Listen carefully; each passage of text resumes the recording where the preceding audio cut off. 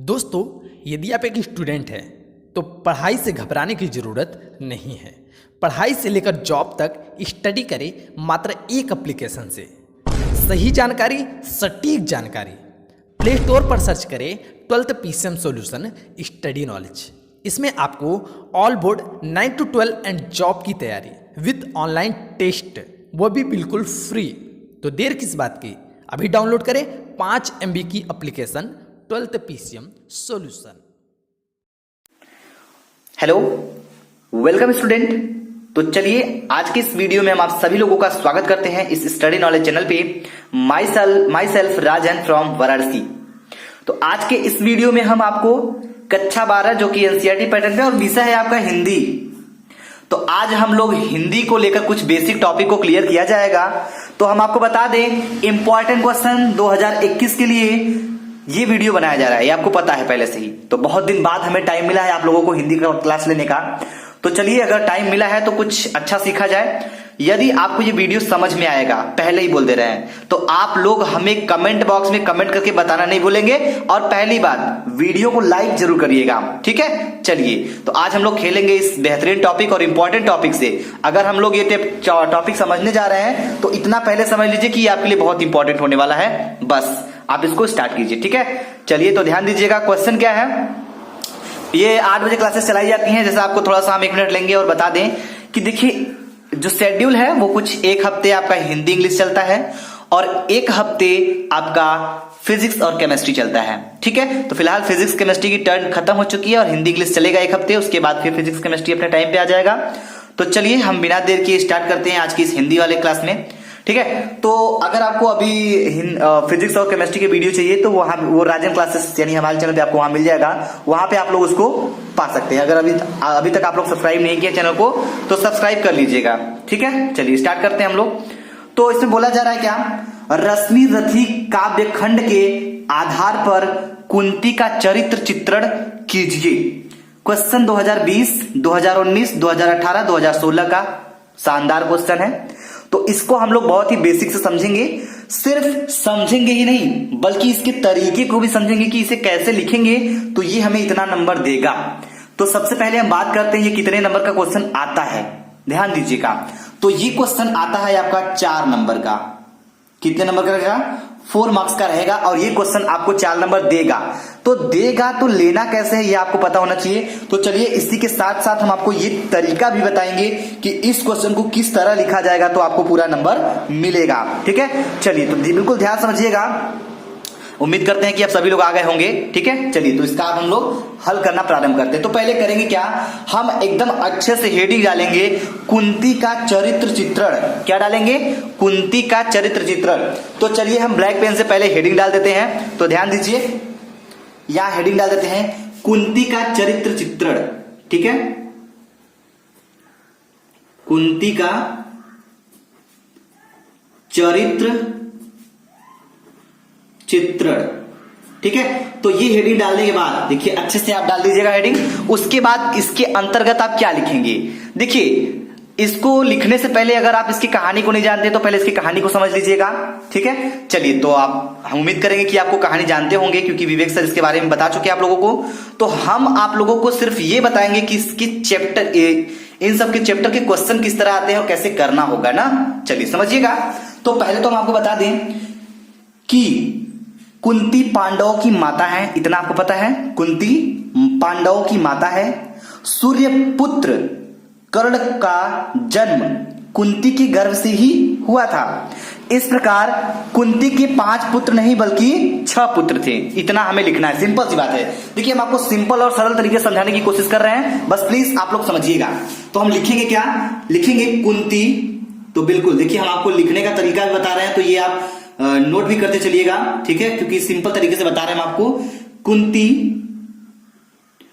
पांडव को जानते हैं आप लोग, ठीक है। कुंती पांडव की क्या थी?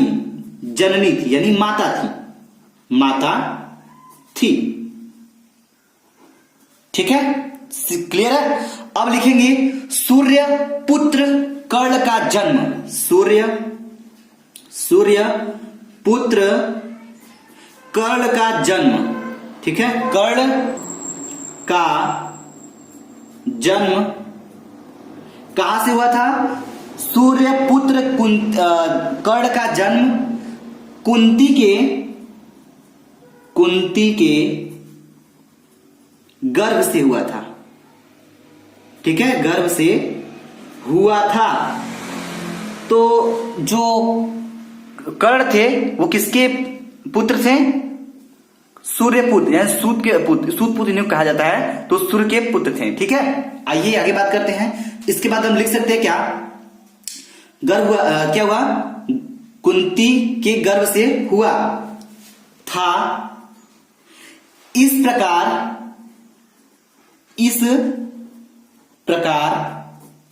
कुंती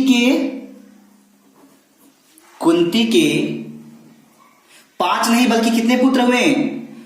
5 नहीं बल्कि कितने पुत्र हुए? 6 पुत्र हो गए। ठीक है, 6 पुत्र थे। तो आप लोगों की राइटिंग अगर इससे अच्छी है तो आप इससे भी अच्छा बनाइएगा, क्योंकि आपको अच्छा नंबर लेना है। ठीक है, हमें सिर्फ आपको समझाना है। ठीक है, इसलिए हमारी राइटिंग आपको समझ में आ रही होगी, उम्मीद करेंगे। तो चलिए आगे बात करेंगे। इतना लिखेंगे, कुंती का चरित्र चित्रण में आप इतना हेडिंग डाल के लिखने के बाद आप कुछ हेडिंग्स का भी यूज करेंगे, जो कि आपको 4 नंबर दिलाने की पूरे रिस्पॉन्सिबिलिटी निभाएगा वो। ठीक है, तो वो कैसे अपना किरदार निभाएगा, आपको कुछ हेडिंग बनाना होगा। जैसे हम आपको बता दें कुंती की कुछ बातें, जैसे समाज भीरू। समाज भीरू मतलब लोक लाज, समाज के भय। तो आप लिखेंगे, पहला पॉइंट आप इस पे हेडिंग बनाएंगे, समाज। ठीक है, समाज भीरू। भीरू का मतलब क्या होता है? भीरू का मतलब भय, समाज का लोक लाज भय जो होता है, इसके बारे में। ठीक है, अब दूसरा हेडिंग हम डालेंगे क्या? दूसरा हेडिंग हो जाएगा एक ममतामयी मां। एक ममतामयी मां। अब आपको करना क्या है समझिएगा। तो देखिए, जब ये लिखना शुरू करेंगे तो आप हेडिंग डालेंगे समाज भीरू, और समाज भीरू में आप ऐसे पॉइंट को रखेंगे जिसमें ये सिद्ध हो सके कि जो कुंती जी थी वो समाज के भीरू में थी, यानी समाज के लोक लाज से क्या थी? भय थी। ये आपको उसमें दिखाना पड़ेगा। अब कैसे दिखाना पड़ेगा चलिए हम आपको बताएंगे। और जब हेडिंग डालेंगे एक ममतामयी मां, तो जो कुंती जी है वह एक ममतामयी मां है, तो किस प्रकार है ये आपको सिद्ध करके इसी के अंतर्गत लिखना होगा, इसके हेडिंग के अंदर लिखना होगा। और किस तरह लिखना होगा, अगर जो बच्चे नहीं जानते हैं तो प्लीज हम इसको बताने जा रहे हैं। प्लीज आप लोग चैटिंग वैटिंग बंद कर दीजिए थोड़ा सा, और इसको अच्छे से समझ लीजिए। ठीक है, आइए तो समझिएगा। पहला हेडिंग हमारा होगा समाज भीरू। तो यहां पे हम आपको समझाते चलेंगे और लिख के बताते चलेंगे, ताकि आपको दोनों समझ में आए। ठीक है, चलिए भाई, तो पहला हेडिंग हमारा होगा क्या? लिख देते हैं समाज भीरू। समाज भीरू। ठीक है ना?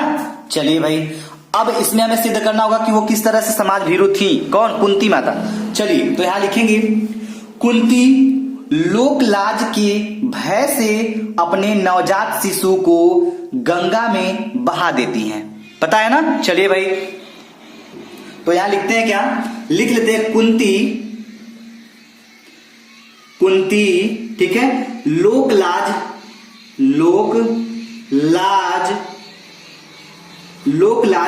के भय से, भय मतलब डर से, लोक लाज के भय से अपने, देखिए अगर आपको इसकी पूरी स्टोरी जाननी है तो इसको आप एक बार पढ़ लीजिए। ठीक है, तो ये क्या है?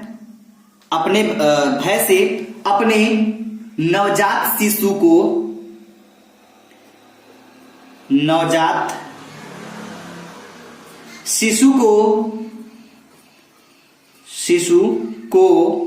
क्या करती हैं? गंगा में बहा देती हैं। गंगा में बहा देती हैं।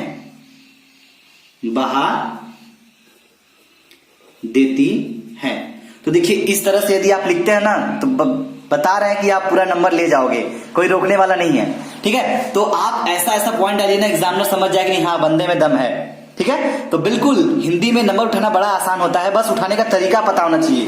ठीक है। सब 100 में से 95 97 नंबर उठाने वाले भी लोग हैं, बस तरीका पता होना चाहिए आपको उठाना कैसे है।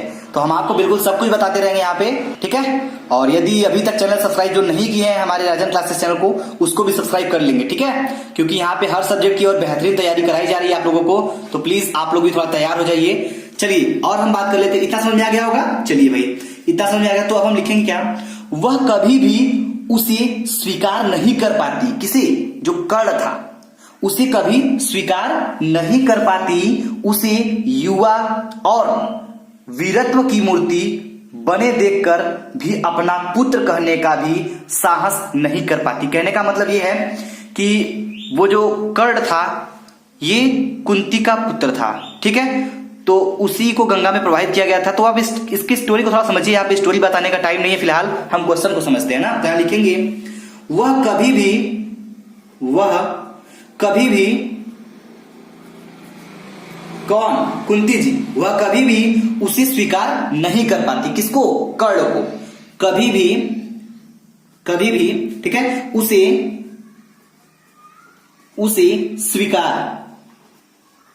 स्वीकार नहीं कर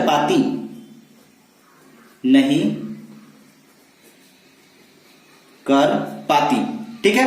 उसे युवा और उसे किसे? कर्ण को। उसे युवा मतलब जब बड़ा हो गया, ठीक है। युवा और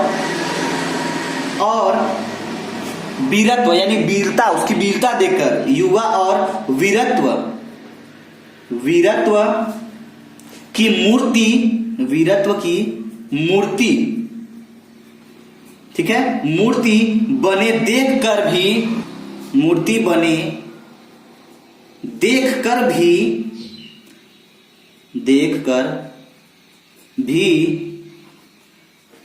ठीक है, अपना पुत्र कहने का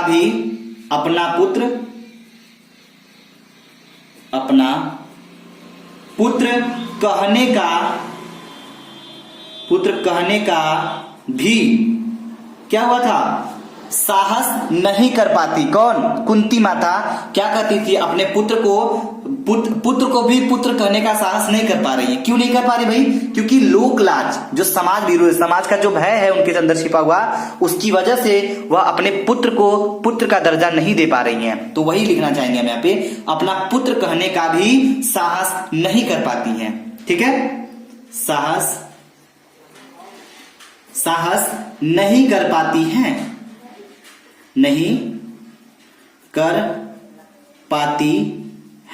ठीक है। तो देखिए 4 नंबर लेना है ना, तो बिल्कुल अगर आप एक हेडिंग बना के इतना लिख देते हैं ना, तो एग्जामिनर आपके ऊपर तब फिदा हो जाएगा।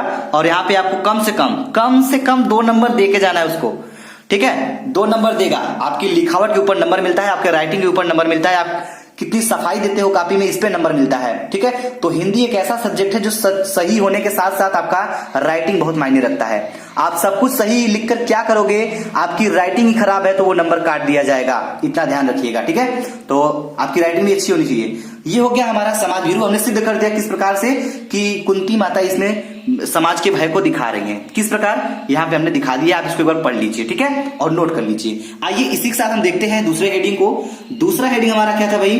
दूसरा हेडिंग है हमारा एक ममतामयी माँ। एक ममतामयी माँ। तो वो किस प्रकार एक ममतामयी माँ हुई, यही हमें इस पैराग्राफ के अंतर्गत में दिखाना है भाई। चलिए तैयार रहिए तब, ठीक है। तो एक चीज ध्यान लीजिएगा। तो चलिए इसको समझ लेते थोड़ा सा, उसके बाद हम बात करते हैं। तो जो लोग चैटिंग कर रहे हैं, फिलहाल हम उनके लिए बोलना चाहेंगे एक बार कि चैटिंग करना है तो प्लीज चैटिंग मत कीजिए। ये आपको हम समझा रहे हैं और आप पढ़िए, ठीक है, इस टॉपिक को समझिए। अगर नहीं पढ़ना है, किसी को डिस्टर्ब करने का उम्मीद है, तो प्लीज डिस्टर्ब भी मत करिए। नहीं पढ़ना है तो आप जा सकते हैं, कोई आपको पकड़ के रखा नहीं है, लेकिन जो पढ़ रहे हैं उनको पढ़ने दीजिए, ठीक है। आइए भाई थोड़ा आप आगे बात कर लेते हैं। एक ममतामयी माँ, तो पहले हम आपको समझाना चाहेंगे तो एक ममतामयी माँ है तो किस तरह से वो है, ठीक है। तो ध्यान दीजिएगा, यहाँ पे कुंती ममता की साक्षात मूर्ति है। चलिए भाई ऐसे ऐसे पॉइंट डालिए ना कि एग्जामिनर फिदा हो जाए एकदम। तो आप पहले तो यही डाल दीजिए कि कुंती तो कुंती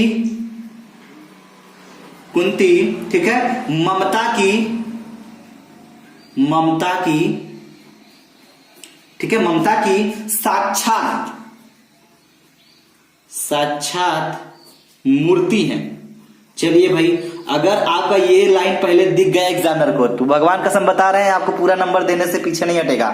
काटेगा, कितना काटेगा? 1 नंबर काटेगा, 3 नंबर देगा, लेकिन छोड़ के नहीं जाएगा।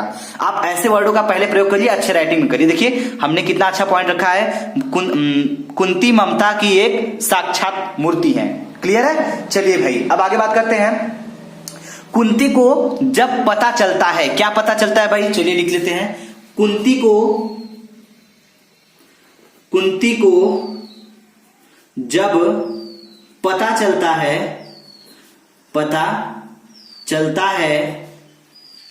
क्या पता चलता है? पता चलता है कि कर्ण का उनके अन्य 5 पुत्रों से युद्ध होने वाला है। ये किसको पता चलता है? जब कुंती को पता चलता है कि जो कर्ण है उनका युद्ध अन्य उनके 5 पुत्रों से होने वाला है, तो क्या करती है? चलिए भाई पहले इतना लिखते चलते हैं, समझते चलते हैं, उसके बाद आगे बढ़ते हैं ना। तो यहां पे लिखेंगे हम, क्या लिखेंगे भाई? लिखेंगे कुंती को जब पता चलता है कि कर्ण का उनके,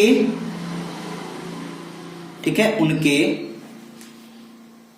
उनके अन्य 5 और भी जो 5 भाई हैं उनके पांडव जो हैं, अन्य 5 पुत्रों से, ठीक है, युद्ध होने वाला है,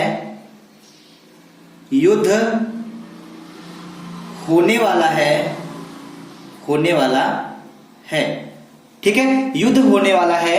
तो वह कर्ण को मनाने उसके पास जाती हैं। किसको भाई? कर्ण को मनाने जाती हैं, क्योंकि कर्ण अपने 5 भाइयों में से सबसे बड़ा था।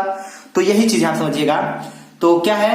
5 पुत्रों से युद्ध होने वाला है, तो क्या करती है वो कुंती जी? इतनी ममता है उनको, इनकी ममता देखिए यहीं पे दिख रही है, किस प्रकार दिख रही है, बस आप देखने की कोशिश कीजिएगा।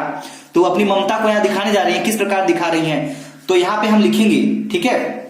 जब उनको पता चलता है कि युद्ध होने वाला है, उसके बाद वो क्या करेंगी भाई? कोई भी माँ अगर है, अगर 2 पुत्र उनके दोनों बेटे आपस में लड़ने जा रहे हैं, तो जाहिर सी बात है माँ को तो कष्ट होगी ही, क्योंकि जीत किसी की भी हो, हार एक माँ की ही होगी, ठीक है, क्योंकि पुत्र तो दोनों उन्हीं के हैं। तो आगे समझते हैं। देखिए ये स्टोरी काफी लाजवाब है, अगर आप पढ़े होंगे तो ठीक है, नहीं पढ़ेंगे तो कोई बात नहीं, हम आपको बताते हुए चल रहे हैं। तो यहाँ पे लिख लेते हैं क्या? तो ठीक है, वह कर्ण को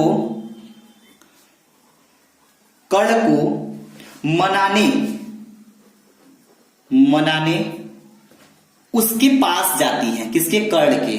उसके पास जाती हैं। किसके पास? कर्ण के पास जाती हैं। और उसके प्रति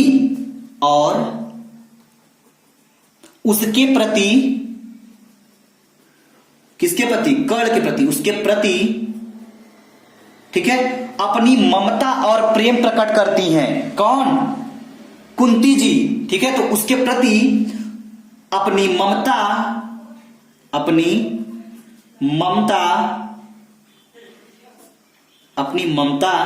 और क्या? प्रेम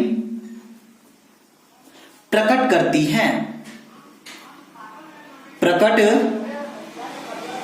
हैं, ठीक है, प्रेम प्रकट करती हैं। आगे बात करते हैं, प्रेम प्रकट करने वाली क्या कहती हैं? वह नहीं चाहती है कि, क्या नहीं चाहती भाई? वह नहीं चाहती कि वह उनके पुत्र युद्ध भूमि में एक दूसरे के साथ संघर्ष करें।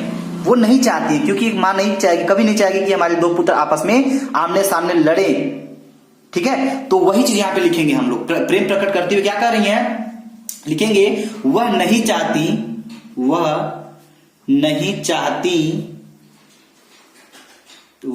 चाहती, ठीक है, कि उनके पुत्र, किसके पुत्र? कुंती के, उनके पुत्र रणभूमि या फिर युद्ध भूमि कह देते हैं यहां पे, युद्ध भूमि, ठीक है, युद्ध भूमि में एक दूसरे के साथ संघर्ष करें, एक दूसरे के साथ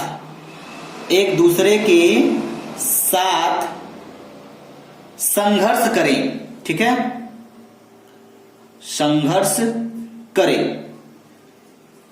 उम्मीद करेंगे कि आपको ये क्वेश्चन समझ में आ गया होगा। अगर आपको 4 नंबर लेना है तो प्लीज आप इन टॉपिक को मिस मत करिएगा और इस तरह से तैयार करिएगा। बड़ा इंटरेस्टिंग और बहुत ही शानदार क्वेश्चन है, तो हमने आपको बता दिया। अब लास्ट बात में हम आपको एक चीज और बताना चाहेंगे, उसको ध्यान से सुनिएगा, जरा यहीं पे समझ लीजिए तो आपके लिए बहुत ही अच्छी बात होगी कि ये जो क्वेश्चन था ये किन किन जिलों वालों के लिए था, जरा इस पे बात करते हैं। तो प्लीज वीडियो को बंद मत करिएगा, अभी आपका वीडियो थोड़ा बाकी है, ठीक है, यानी आपको एक इंपॉर्टेंट टॉपिक बताना है। क्या बताना है इसको थोड़ा अंत तक देख लीजिए, ठीक है, कि ये किन के लिए इंपॉर्टेंट है, किन जिलों के लिए इंपॉर्टेंट है, जरा हम उसके बारे में बताना चाहेंगे, ठीक है। चलिए तो समझिएगा। तो पहले तो हम आपको बता दें कि ये जो रश्मि रथी है इसके लेखक कौन है भाई? रामधारी सिंह दिनकर जी हैं। समझ में आ रही है? चलिए भाई अब जरा क्लियर कर लेते हैं किन जिलों के लिए है। तो पहला जिला है आपका वाराणसी, वाराणसी जिला के लिए ये रश्मि रथी है, ठीक है। अब दूसरा क्या है? बुलंदशहर। चलिए भाई,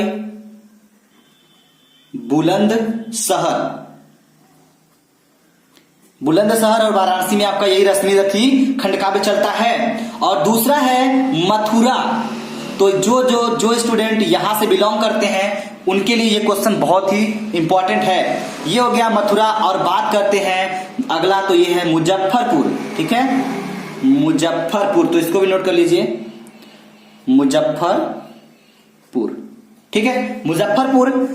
अब देखिए 1 2 3 4 जिला हो गया भाई। अब लास्ट में ये आगे क्या आता है? फतेहपुर, ठीक है। उसके बाद है आपका उन्नाव जिला जो है, ठीक है। अब इसके बाद है देवरिया जिले, ठीक है, देवरिया। अब चलिए भाई, अब जरा हमें बस क्लियर कर देते हैं, ये सब जिला के नाम है, जरा हम यहां पे दिखा देते हैं आपको, समझिएगा। तो ये जो हमने अभी आपको रश्मि रथी खंड काव्य बताया, ये वाराणसी वालों के लिए है, बुलंदशहर वालों के लिए है, मथुरा वालों के लिए है, मुजफ्फरपुर वालों के लिए है, फतेहपुर वालों के लिए है, उन्नाव और देवरिया जिलों के लिए है। तो यानी 4 3 7 जिलों में ये क्वेश्चन पूछे जाते हैं। इसमें जितने भी इंपॉर्टेंट क्वेश्चन है हम एक एक करके सबको तोड़ेंगे, ठीक है, यानी सबको बताएंगे ताकि आपको इस चैप्टर की पूरे निचोड़ पता चल जाए। अगर इस चैप्टर से क्वेश्चन आए और आना तय है, देखिए इस चैप्टर से क्वेश्चन तो आना तय है, और कौन सा आएगा ये हम आपको बता दिए हैं। ये क्वेश्चन आने के चांसेस पूरे हैं, और इसमें और कौन से क्वेश्चन आने के चांस बनते हैं इसके बारे में आपको नेक्स्ट वीडियो में बताएंगे। और अदर जिला के जो भी हैं उनके जिले में कौन सा खंड काव्य चलता है उसको भी हम बताएंगे। बस आप कमेंट बॉक्स में अपना जिला का नाम कमेंट करके बता दीजिएगा, और साथ ही साथ हमें ये कमेंट करके जरूर बता दीजिएगा कि आपको ये समझ में आया कि नहीं, ठीक है। और इससे चैप्टर से, ये तो अभी एक ही क्वेश्चन था ना, इसके जैसे 4 5 क्वेश्चन और हम बता देंगे तो ये चैप्टर आपको दे के जाएगा 4 नंबर, ये हमारी गारंटी है, आपसे नोट कर लीजिए, ठीक है। Thank you very much. अगर ये वीडियो आपको समझ में आए तो प्लीज वीडियो को लाइक करिएगा, शेयर करिएगा और हमें कमेंट बॉक्स में कमेंट